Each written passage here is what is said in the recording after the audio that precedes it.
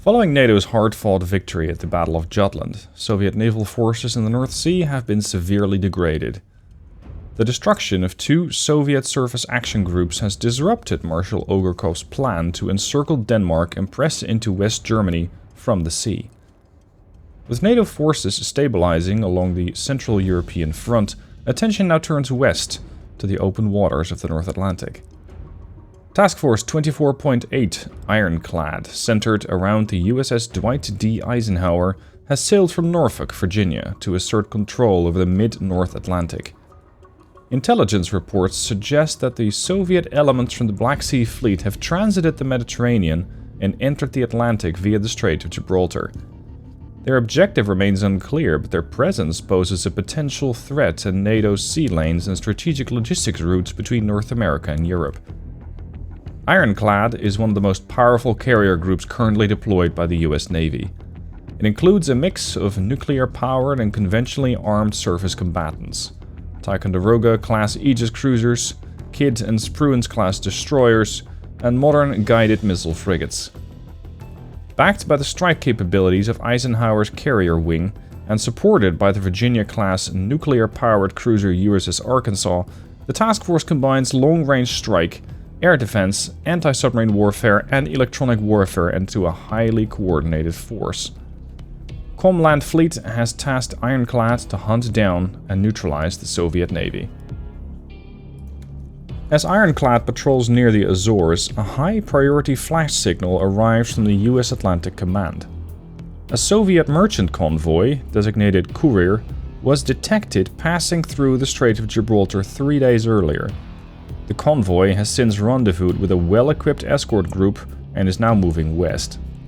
Naval intelligence assesses the convoy may be transporting sensitive or strategic cargo, possibly related to long-range missile capabilities or support equipment for forward-deployed Soviet units. There is growing suspicion that the convoy's destination is Cuba. The parallels to the 1961 Bay of Pigs crisis are not lost on the planners at Comland Fleet. The possibility that the Soviets are preparing to establish a strategic strike or surveillance capability at America's back door has raised alarm at the highest levels of NATO command. Comland Fleet has issued direct orders. Locate and intercept the convoy before it exits the area of operations. Ironclad is to identify and eliminate the threat with all available means. Carrier wing elements embarked aboard Eisenhower will spearhead the operation. Strike aircraft will be tasked with engaging the surface group, while S-3 Vikings and SH-3 Sea Kings will conduct coordinated ASW operations. The task force must maintain aggressive tempo and control of the battle space to prevent the convoy from reaching Cuban or other hostile ports.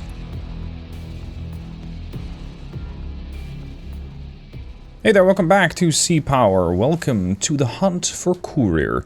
No, this is not Fallout. We're not trying to get back into Las Vegas. No, we're actually out here. And we are patrolling for a Soviet convoy, which, yes, suspend your disbelief, passed Gibraltar and nobody noticed. Much like their aircraft carrier, but that is a whole different discussion. Now, regarding the version of the game, I'm currently reverted. I'm at 0.43, the last stable version. They released 0.44, I think today, being September 4th. And when I fired that one up, the ship just immediately sank. Not like it died, but it went down vertically. That is not typical behavior for an aircraft carrier, at least not without being torpedoed, so I decided that I was going to go back to a different version. Anyway, what we have here is the mighty Eisenhower. Finally, the Americans have shown up with something bigger than a couple of cruisers, and that is fantastic news, because they come armed with a lot of firepower. We're first going to send up two E-2Cs. I would get intel, and of course, I would rather not turn on my own radar. Regarding my capabilities of intel gathering are not only going to be limited to using stuff such as E-2Cs, I will also have to use strike aircraft, and I will have to use Hawkeyes. Because there are... Hawkeyes? No, this is the Hawkeye. The S-3. The Viking. Because I have the, inclination that there might be submarines about. It seems that Il Duce is very favorable to using submarines, and of course this kind of falls in line with Soviet doctrine. I, however, do not very much want to get hit by one. So we're gonna have to lay a new line of sonobuoys, and this is something I was hoping to test out, because according to patch 0.44, we now have access to being able to drop lines of sonobuoys, as opposed to just squares and other versions of squares, boxes. So I was hoping to use that, but sadly we're not quite getting that. Now, there we go, we got Bluetail 1 taking off, Bluetail 2 is taking off as well. Let's follow her up as she takes off.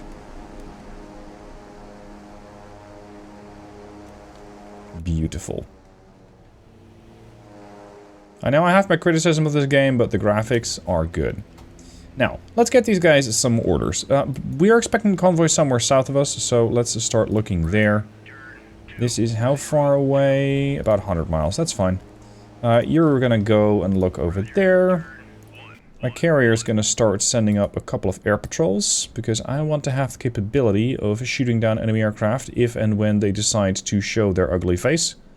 I got 4 M54s. Let's show up with 4 to 6 F-14s. I got potentially large areas to cover. So we better have a lot of air patrol. What else are we gonna get? We got A6 and A7. Now the A7s and A6s are modded versions, because I have the modded requirements for this mission, which includes, I think, the A6 and A7 alternate loadout. So you're gonna find that they might have some more capabilities than you are normally familiar with. Seed heavy 4 strikes, that's nice. Close air support, anti-tank precision, sorry, anti-tank and ship precision with skippers.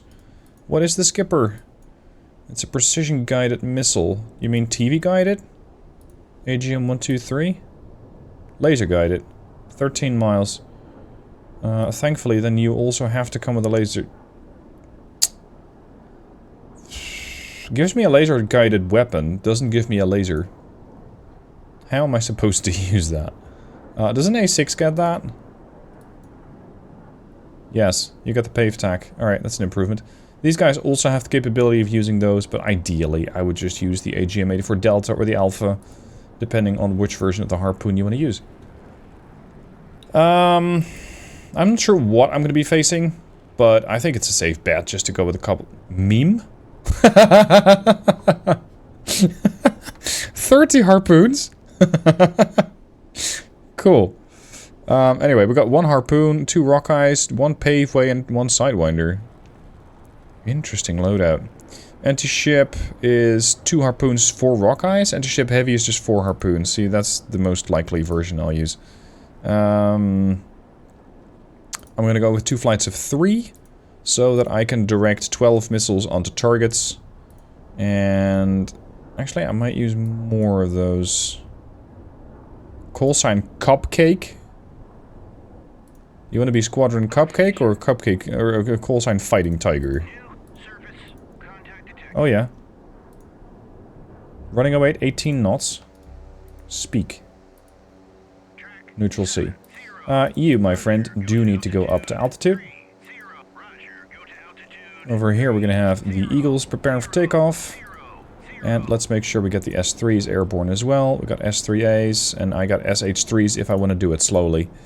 I do not want to do it slowly. Wow, a Mark 82 loadout as anti-ship?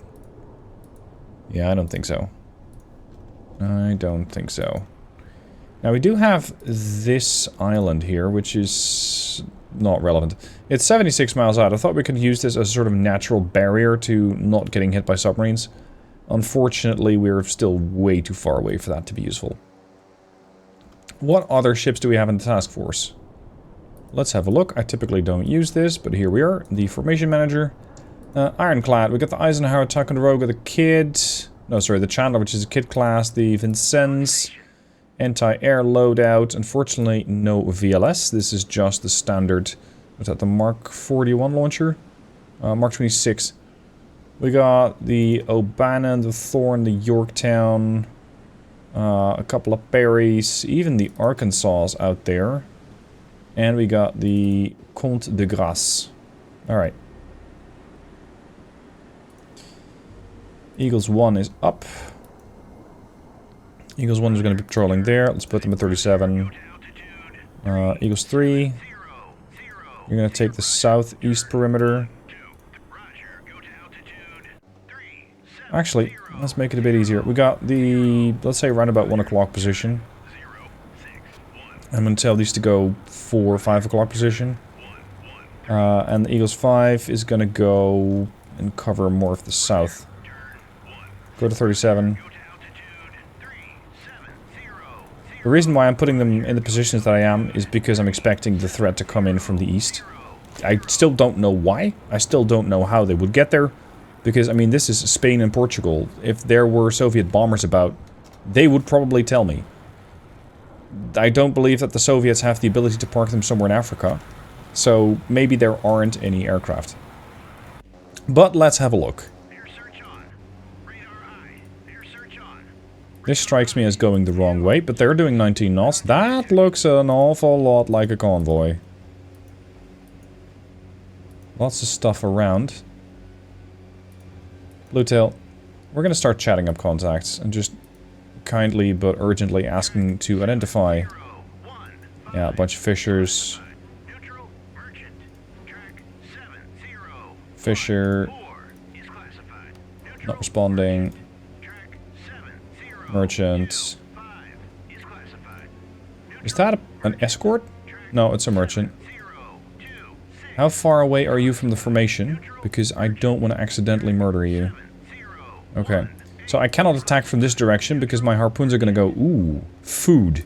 And they'll kill this merchantman off. So that's not going to be a great way to represent the NATO alliance. As for these... Interestingly, nobody's recommending, or nobody's identifying themselves. Go figure.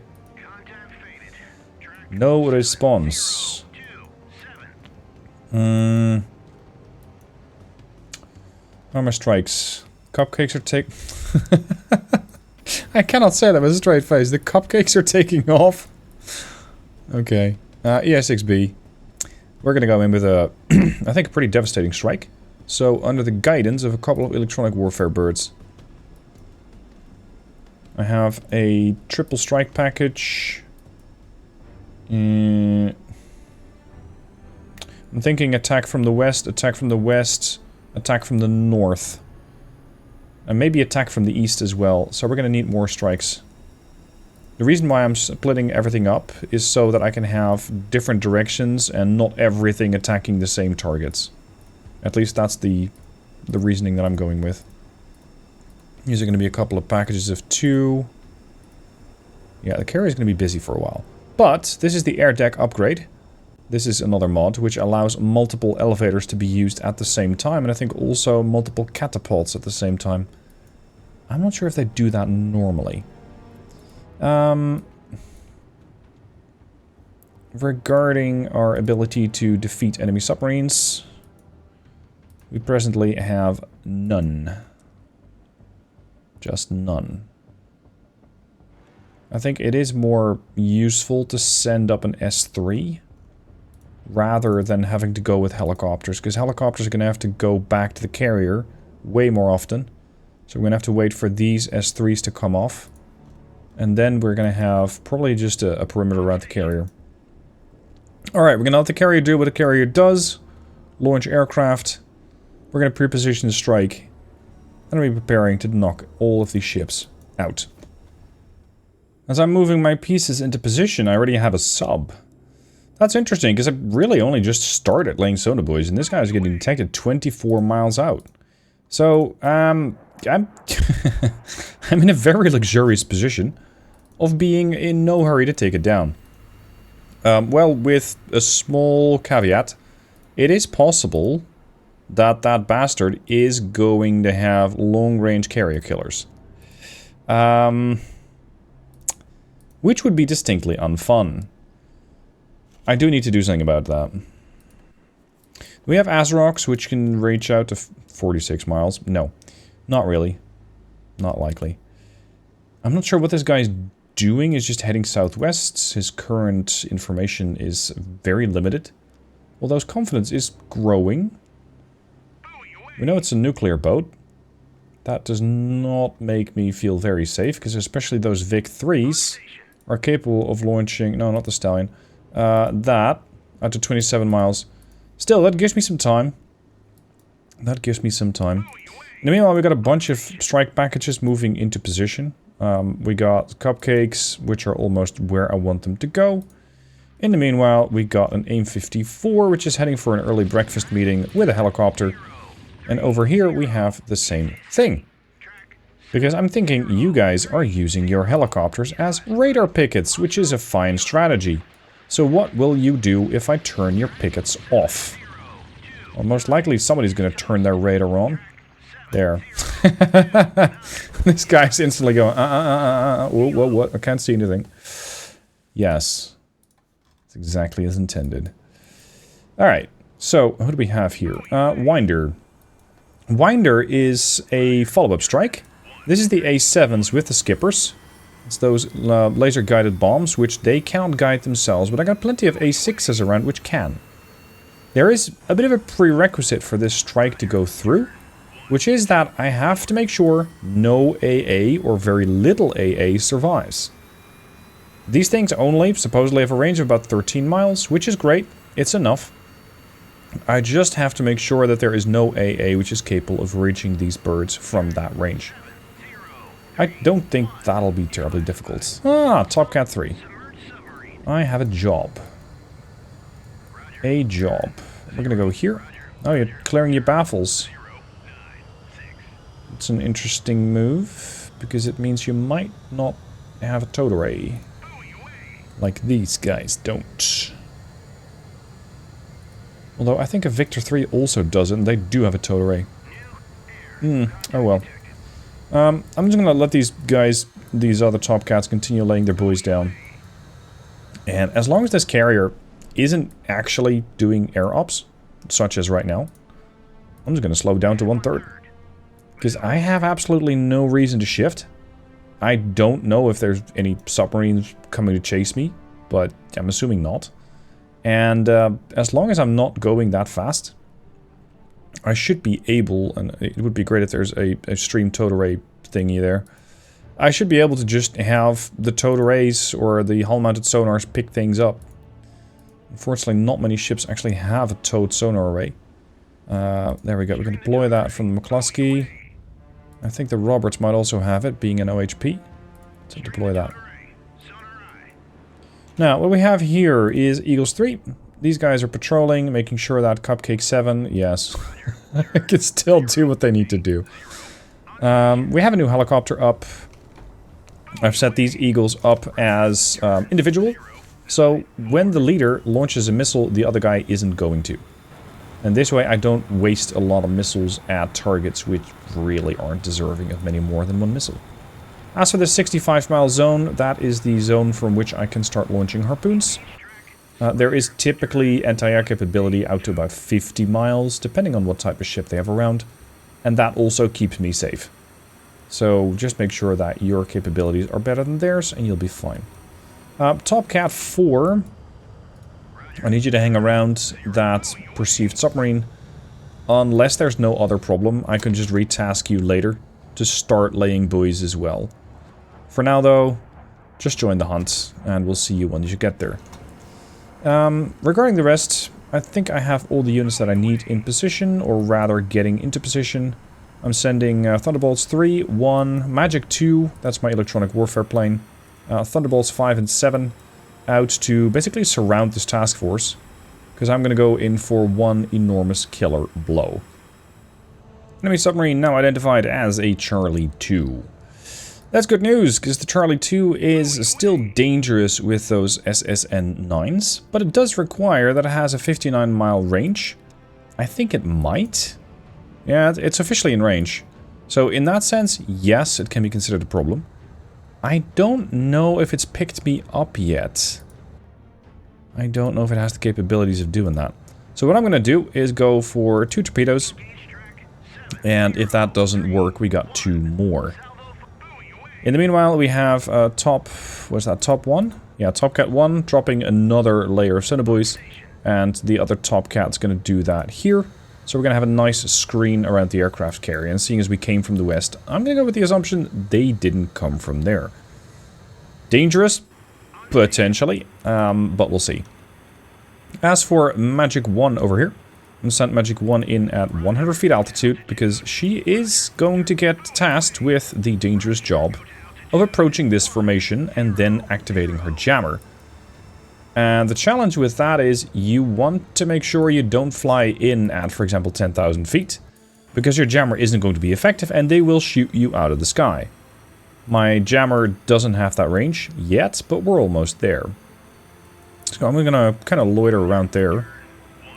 I gotta make sure I clear the island, though. Let's take it from this side. Magic 1. You don't need to go quite that far. This should be fine. Top 3. Declare your intentions. Weapon away. Weapon away. Gentlemen, good hunting. We have a beautifully Charlie 2, the K209 lined up for you here.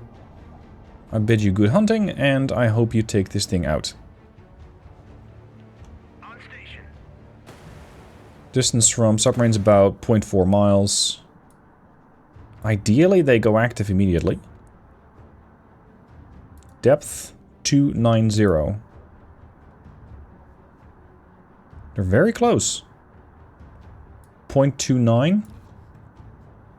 Please search at the right depth. 0.26, what's your seeker cone? Yeah, you got... Oh, there we go. Yep, acquired 1. And 2 is acquired as well. Excellent. So that'll kill the Charlie 2. Most likely. Ideally, we'll catch them completely unawares, because they don't have any way to detect anything astern. So that might very well be it for these guys.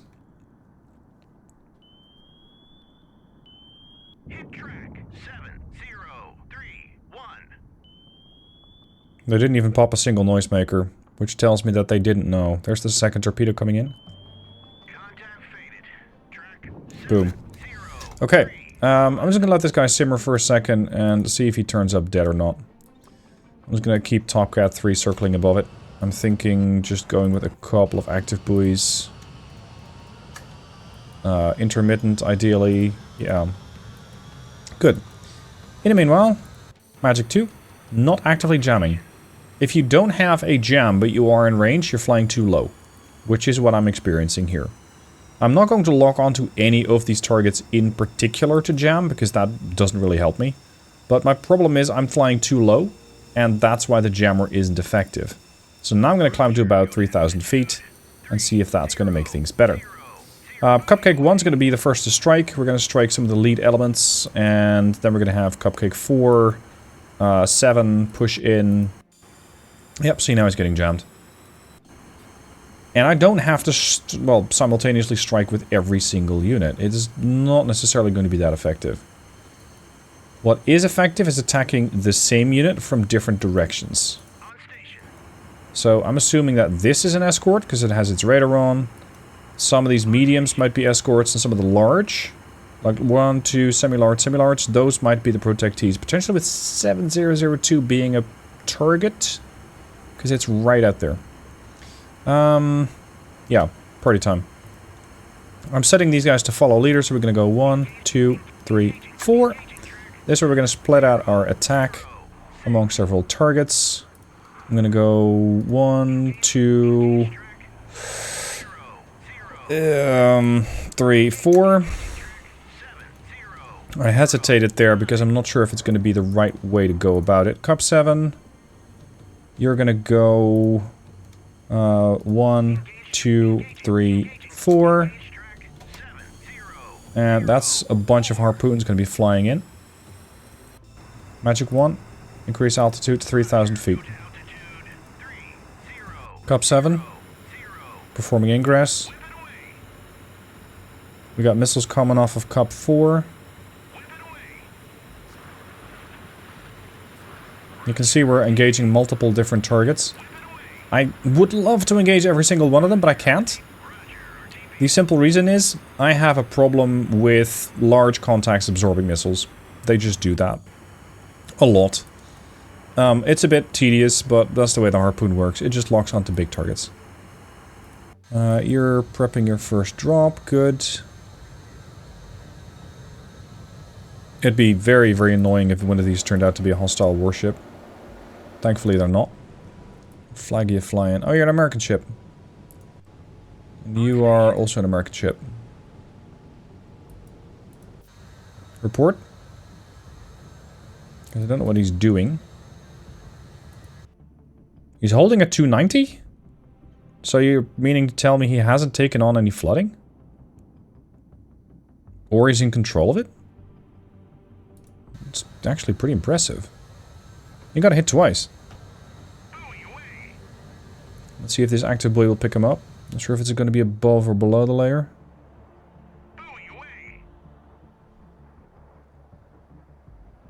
Splash. He's above the layer. 330. Wait, the layer is at 330 feet. So why am I not picking this guy up with an active buoy? Because I'm very close. I'm 2 miles out only. Weird.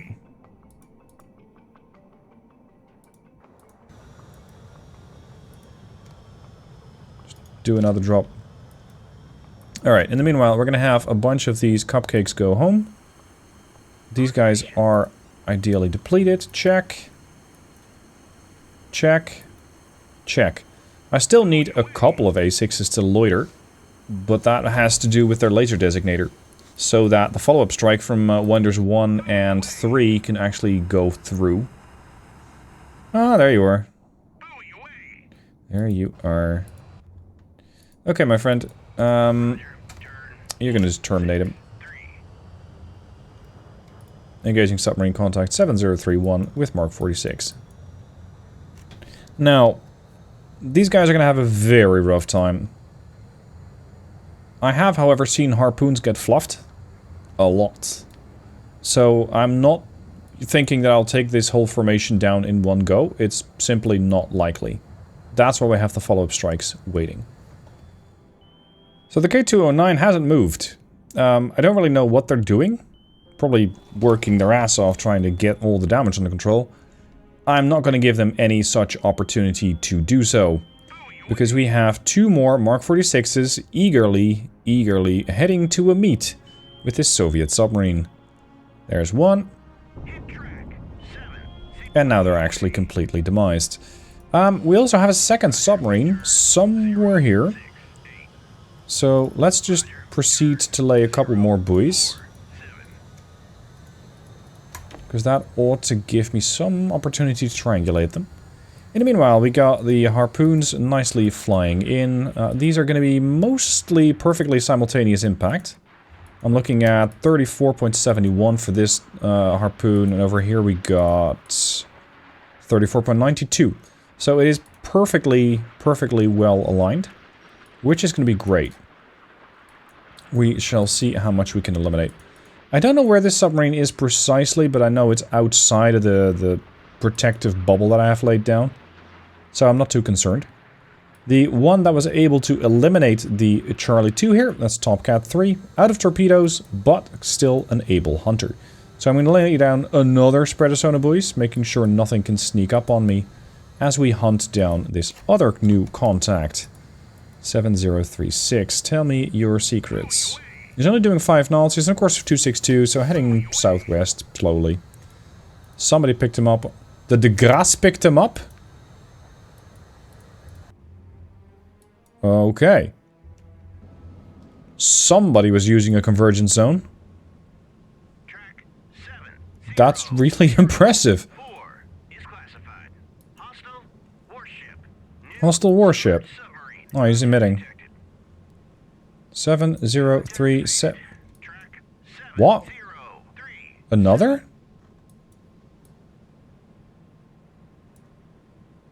Wait a second. All the way over there? Well, I think more likely over there.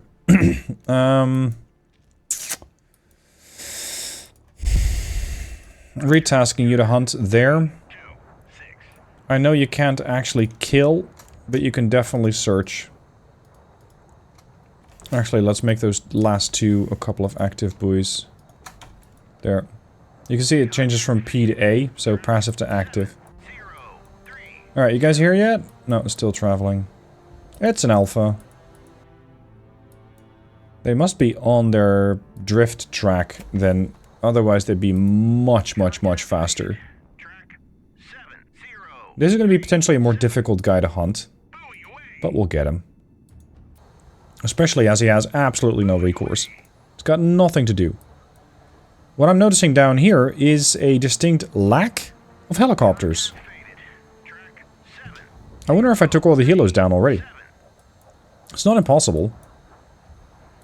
Yeah, he's a bit closer than I thought he'd be. Who picked you up? Unknown. Distance? Plot it. Even if it's approximate, 30 miles, we're fine. We're fine. Okay, we're getting a bit of a better read on the situation here. I wanna... Yeah. I'm thinking of sending up another S3. But I don't really want to move too far from my current position. And if you are launching an aircraft, the carrier is going to accelerate to 30 knots. Go into the wind, and make it easier for your aircraft to take off. Or you could consider it a prerequisite. Okay, what are we going to find on the other end of a harpoon? If this works, there's not going to be much of a response. They simply don't have the luxury of doing that. I think we can make out some ships on the horizon there. Just there, there, maybe there, there. There's definitely a bunch of ships around. Range, 11 miles. Our sea skimmer's at 50 feet. This guy's getting jammed. He's probably going to make an effort. But he might not have the opportunity to actually detect me yet. Otherwise, he'd definitely be sending missiles downrange right about now. He is not doing that. Magics are in position. Good. There's the return fire from the guns. I think this guy's not even getting targeted. He's considered too small. Makes sense. Because a cash-in is definitely not the most appealing target. There's probably something a bit more sizable out on the horizon. There's a couple of merchants right there. Yeah, you can see they're locking onto the large ones. Not bad. I mean, those are the priority. Or, well, those are the target. Not strictly a priority. So far, take note how they have not intercepted a single missile.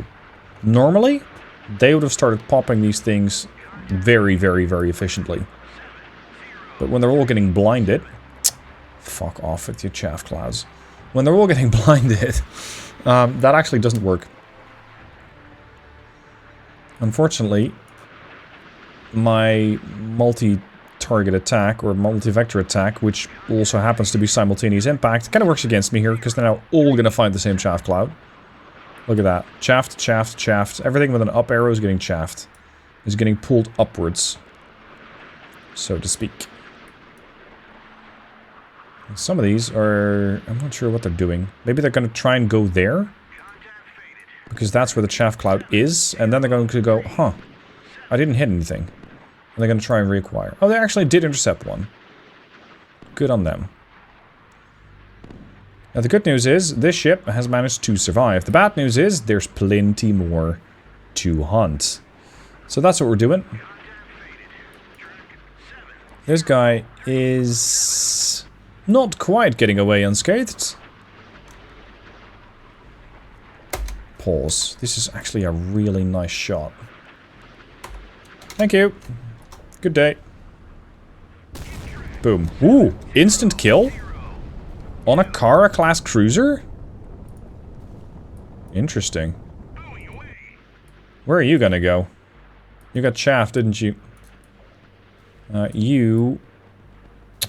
That's a merchant we're trying to hunt. That's going to be a hit and another hit. How's the Soviet formation doing? Hit. Hit. Hit. Hit. Ooh. Took out a Kara. The cash-in is actually going to get hit by the missiles from the southwest, not the ones coming in from the north. And over here we have a chaff cloud. Okay. Now, it might look mightily impressive, but it doesn't necessarily fix the whole situation right from the get-go. Because I'm thinking we still have to deal with merchants. Merchants are big, harpoons are not. So, yeah, it's mostly a game of we're gonna have to wait. Oh, there goes another merchant. We're gonna have to wait and see how bad the damage actually is. Then we're gonna have to wait until these bastards do sink. Then we can reacquire whatever's left with the harpoons. Or, well, not reacquire, just send a couple of missiles downrange and see what comes up. Taken out 5 contacts so far. This is an important one, the Kara. You're gonna strike that. Top Cat 5. You got an ASRock, but it's not really useful at this point. And yes, I could have sent a helicopter, but this thing is about 3 times the speed as a helo, so that's why I'm using this. These poor submarines have absolutely no chance against my carrier. Especially not with the carrier is that well defended, with all of these ships guarding her from every possible direction. Beautiful formation, and it works exactly as intended. Now, that's going to be part 1 of this mission. Part 2 coming up right away. For members, if you're not a member, you can wait for it for tomorrow. Reason I'm cutting it up into 2 parts is because most people don't watch more than about 10 to 15 minutes on my channel. And, well, it's a bit of a waste of my effort if I turn this thing into a 1-hour video. And yes, I know there's people like you who are still watching this video right now. We're going, oh, give me the rest. I gotta make a living doing this. Or rather, I choose to make a living doing this, and that's why I'm cutting them off. So, thank you for watching. If you want to get the part 2 right away, hit the join button. If not, wait a day, and you'll be able to see the next part. Thank you for watching. I'll see you soon for part 2.